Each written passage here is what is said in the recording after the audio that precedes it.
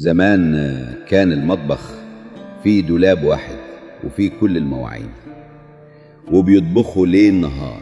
ودلوقتي البيت فيه مطبخين والأكل بيطلبوه من السوق. زمان كان البيت فيه 10 أولاد وبنات ومتربيين أحسن تربية، ودلوقتي البيت فيه بس ولد وبنت وجايبين المرض لأمهم وأبوهم. زمان كانت الناس تنام أريح نوم على الأرض، ودلوقتي الفرش غالي ولا يناموا مرتاحين وكوابيس طول الليل.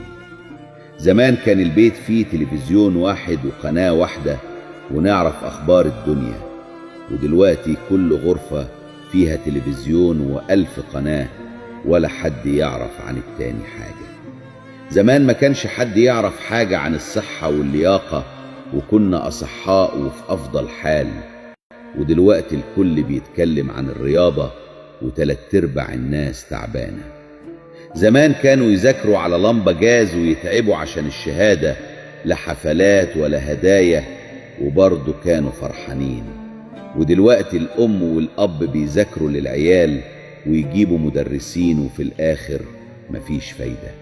زمان كان البيت فيه صالة ومطبخ وغرفتين وكان مفتوح للكل، ودلوقتي بيوت واسعة ومغلقة وكل زيارة لازم بميعاد